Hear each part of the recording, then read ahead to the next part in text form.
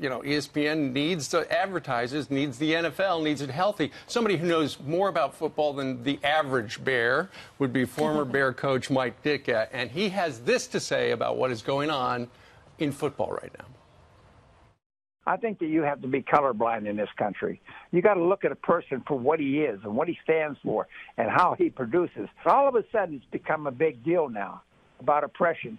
There has been no oppression in the last 100 years that I know of. I don't care who you are, how much money you make. If you don't respect our country, then you shouldn't be in this country playing football. Go to another country and play football. If you can't respect the flag in the country, then you don't respect what this is all about. So I would say, adios. Rosie O'Donnell tweeted out in support of Jamele. Yes, we are hashtag systematic racism.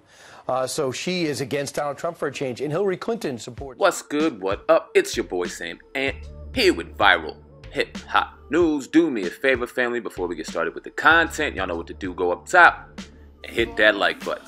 All right, so I'm reading through the morning circulars this morning. I come across former Chicago Bears tight end and head coach Mike Ditka and his comments that he made that will shock the shit out of some, may not surprise many, definitely caught my attention. Here's what he said. He said NFL players should save their protests for after the game rather than during the national anthem because they have an obligation to the game. I'm not mad at that. That's his opinion. What he said after that, yeah, here it goes. So Ditka sat down for an interview with Jim Gray on Westwood 1 prior to last night's Monday night game between the Bears and the Vikings, and said players should respect the game by protesting when the game is over. In fact, he says, there has been no oppression in the last 100 years that I know of. Now, maybe I'm not watching it as carefully as other people, but he doesn't feel like there's any oppression has been within the last 100 years. Then went on to say, is this the stage for this? If you want to protest, or whatever you want to protest, you got the right to do that. But I think you're a professional athlete. You have an obligation to the game. I don't see a lot of respect for the game. I just see respect for their own individual opinions. Respect the game, play the game. When you want to protest, protest when the game's over. Protest whatever other way you want to. I don't see all of the social injustice that some of these people see, Ditka said late in the interview. The NFL Hall of Famer also agreed with Dallas Cowboy owner Jerry Jones, who recently told reporters that players who disrespect the flag should be benched. Now, during an interview last year on 105.3 The Fan in Dallas, Ditka said anybody who disrespects this country and the flag, if they don't like the country, they don't like our flag, get the hell out. His comments prior to last night's games were pretty much the same. Yes, I don't care who you are or how much money you make. If you don't respect our country, you shouldn't be in this country. Playing football, he said, go to another country and play football. If you had to go somewhere else to try to play this sport, you wouldn't have a job. If you can't respect the flag and this country, then don't respect what this is all about. So I would say, adios. Okay, so I would say to Mr. Ditka, and I hope that this can reach him. I don't know if he watches YouTube. He seems like a pretty old school white guy.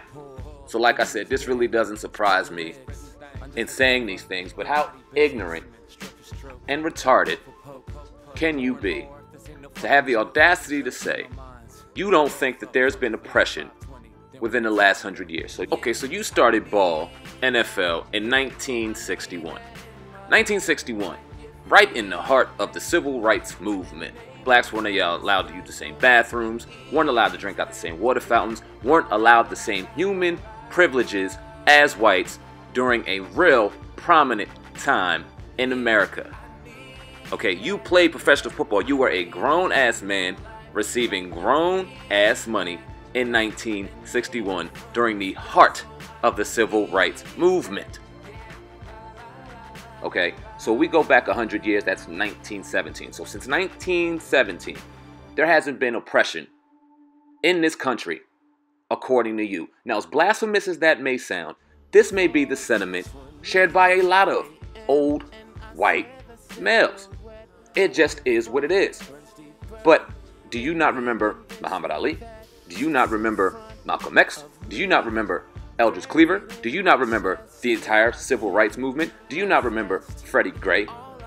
Do you not know, or are you ignoring? You're probably ignoring.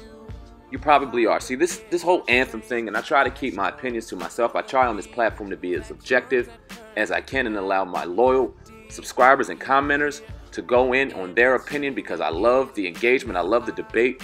It makes me happy every day to see y'all engage, and y'all keep doing that. But in this situation, in this circumstance, it's just the ignorance and the lack of compassion for people. It's really appalling to me. Like, absolutely. But do we ask Jewish people to stand up and pledge allegiance to the Nazi flag? We would never dare do it. Never dare, never ask, never would.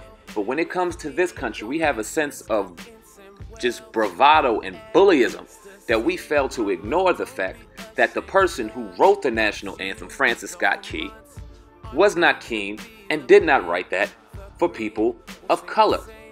And see, the real national anthem has been edited and taken back so it can sound a lot more patriotic and a lot more sellable to everyone in this country. But if we kept it real and kept it authentic, is which all we ever ask. This is all I ask on this platform. Keep it real. I have absolutely no problem with any color, any race. I have love for everybody. If you are willing to accept and engage real conversation, and you can give me your opinion and I can give you my opinion, and we can talk in real depth and conversation, then hell, be whatever color you want, be proud of your color, and I got no problem with you. But please understand that I love my color, I love my race. I have no problem with anyone else and whatever they do, but I am not going to be out here just disintegrating and tearing up my people. I'm up here to uplift mine.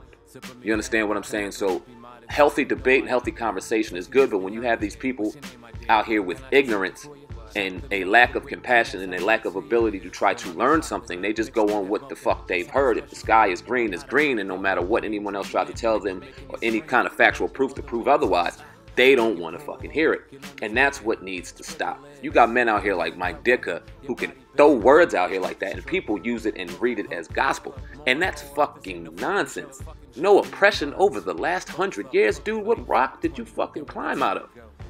And you can sit here and you can so easily dismiss people that are silently just sitting down on their knee during an anthem that was not made for them anyway. And instead of us asking them why, we destroy them, we call them terrorists, we call them traitors to the flag, threatening if you don't like it, leave. To go fucking where? To go where? We're supposed to leave a country that we built anyway? How about we have some real conversation and get to the bottom of some shit? Y'all don't want to do that. I'd rather it go, hey, I'm racist, and the reason why I don't want to fucking listen is because I don't like the color of your skin, or I'm going to listen and let's fix some problems. Let's draw the line in the sand and pick a fucking side. All this gray area shit is just ridiculous. It really is. How can you sit there and honestly say that I am not prejudiced when you have people out here silently protesting and giving you the grounds as to why, and you don't want to hear it one fucking bit? It is your way, or like you say, the highway. It's ignorance. It's ignorance to the highest degree, and it just points to the real racism that we have in a lot of people in this country.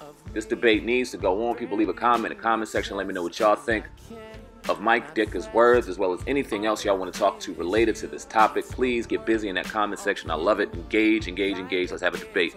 Also, while you're down there, subscribe to the fastest and hottest rising channel on YouTube to date, Viral Hip Hop News. Also, subscribe to our Twitter at Viral Hip Hop News. And if you can, hit the bell 2 times in our homepage. Get all the latest notifications from Viral Hip Hop News as soon as I drop it. Always keeping it raw, real, and uncut. And if it's up to the people, it is viral. Viral Hip Hop News. Subscribe right now. Oh, what a wonderful feeling. What a feeling to be winning. What a feeling to be hip hop. What a feeling to be revolution. Oh, what a wonderful feeling. Nigga, we made it. What a feeling to be winning. Fuck y'all. What a feeling to be. What a feeling to be winning. Oh, what a wonderful feeling.